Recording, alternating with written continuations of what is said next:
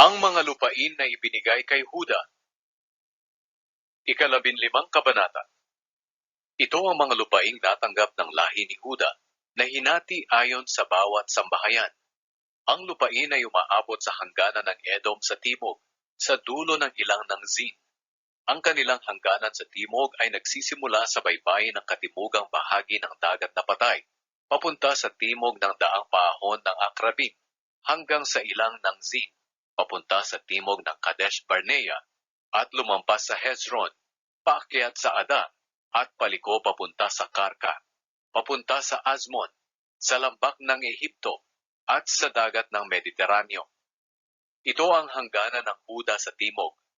Ang hangganan sa silangan ay ang dagat na patay, hanggang sa labasan ng tubig ng ilog ng Jordan. Ang hangganan sa hilaga ay nagmula roon sa labasan ng tubig ng ilog ng Jordan, paakyat sa Bet Hogla, at papunta sa hilaga ng Bet Araba hanggang sa bato ni Bohan. Si Bohan ay anak ni Ruben. Mula rito papunta sa lambak ng Akor hanggang sa Debir, at paliko sa hilaga papunta sa Gilgal, na nakaharap sa daang paahon ng Adumim sa katimugang bahagi ng daluyan ng tubig. At umaabot ito papunta sa mga bukal ng En-Shemesh at palabas ng En-Rogel. Mula roon papunta sa lampak ng Ben-Hinnom hanggang sa katimugang libis ng lungsod ng mga Jebuseo. Ito ay ang Jerusalem. Mula roon paahon sa tuktok ng bundok sa kanluran ng lampak ng Ben-Hinnom sa dulo ng hilagang bahagi ng lampak ng Rephaim, at mula roon papunta sa bukal ng Neftoa, palabas sa mga bayan na malapit sa bundok ng Ephron. Mula roon pababa sa Baala na siyang Kiriat Jearim, lumiko sa bandang kanluran ng Baala papunta sa bundok ng Seir. Pagkatapos papunta ito sa hilagang bahagi ng libis ng bundok ng Jearim, na siyang Kesalon, papunta sa Bet-Shemesh, at dumadaan sa Timna. Mula roon nagpatuloy ito sa hilagang bahagi ng libis ng Ekron, at paliko papunta sa Shikeron, at dumaraan sa bundok ng Baala hanggang sa Jabneel. Ang hangganan nito ay ang dagat ng Mediteraneo, at ito rin ang hangganan sa kanluran. Iyon ang mga hangganan sa paligid ng lupaing hinati sa mga sambahayan ng lahi ni Huda. Ang lupaing ibinigay kay Caleb. Inutos ng Panginoon kay Josue na ibigay niya ang isang bahagi ng lupain ng lahi ni Huda kay Caleb na anak ni Jephunneh. Ang lupaing ito ay ang Kiriat Arba, na siyang Hebron. Si Arba ang ama ni Anak. Pinalayas ni Caleb sa lupaing iyon ang tatlong lahi ni Anak, ang mga sambahayan ni Sheshai, Ahiman, at Talmai. Mula roon nilusob niya ang mga nakatira sa Debir na noon ay tinatawag na Kiriat Sefer. Sinabi ni Caleb, ibibigay ko bilang asawa ang anak kong si Aksa sa lalaking makakaagaw ng Kiriat Sefer.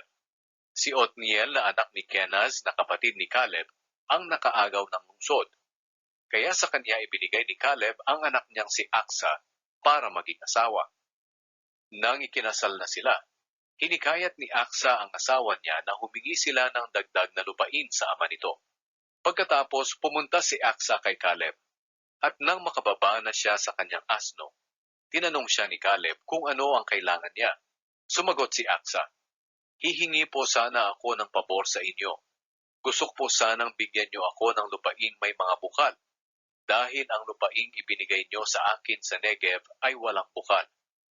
Kaya ibinigay sa kanya ni Caleb ang lugar na may mga bukal, sa itaas at sa ibaba ng Negev.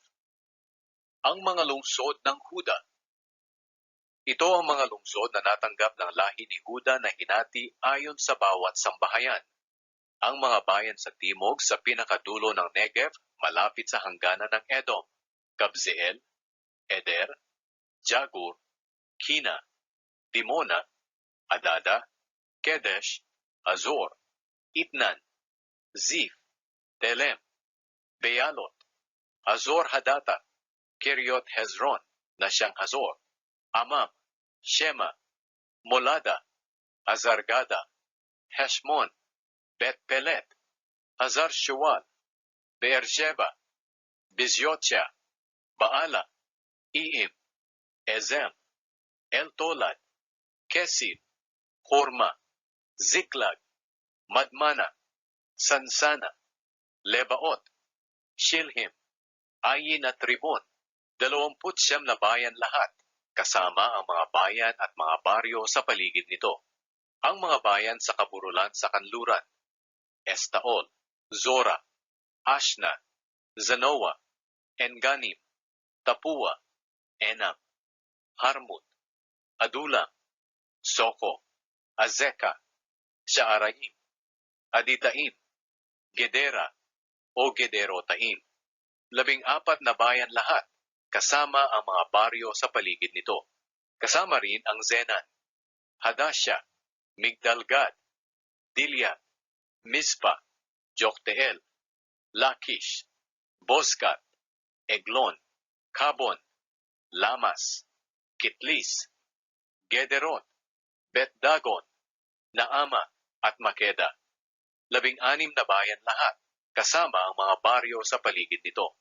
Kasama pa ang Libna, Eter, Asyan, Ifta, Ashna, Nezib, Keila, Akzib, at Maresha. 9 na bayan lahat, kasama ang mga baryo sa paligid nito.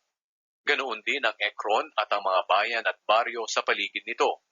At ang lahat ng bayan at mga baryo na malapit sa Ashdod, mula sa Ekron papunta sa dagat ng Mediteraneo. Ang Ashdod at Gaza kasama ang mga bayan nito at mga baryo hanggang sa lambak ng Ehipto at sa baybayin ng dagat ng Mediteraneo. Ang mga bayan sa kabundukan, Shamir, Hatir, Soko, Dana, Kiryatsana na siyang Debir, Anab, Estemo, Anim, Goshen, Holon at Gilo. 11 bayan lahat, kasama ang mga baryo sa paligid nito. Ganoon din ang Arab, Duma, Esyan, Janim, Bet-Tapua, Afek, Humta, Kiryat-Aba na siyang Hebron, at Sior. 9 na bayan lahat kasama ang mga baryo sa paligid nito. Kabilang din ang Maon, Carmel, Zip, Huta, Jezreel, Jokdeam, Zanoa, Kain, Gibeya at Timna. 10 bayan lahat, kasama ang mga baryo sa paligid nito. Ganoon din ang Halhul, Bet-Zur at Gedor, Maarat, Bet-Anot at Eltekon. 6 na bayan lahat, kasama ang mga baryo sa paligid nito. Ang Kiryat Baal na siyang Kiryat Jearim at ang Raba, 2 bayan kasama ang mga baryo sa paligid nito. Ang mga bayan sa ilang, Bet-Araba, Midin, Sikaka, Nibshan, ang bayan ng Asin, at ang Engedi. 6 na bayan kasama ang mga baryo sa paligid nito.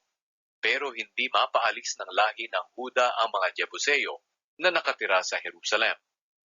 Kaya hanggang ngayon, doon pa sila nakatira, kasama ng mga mamamayan ng Huda.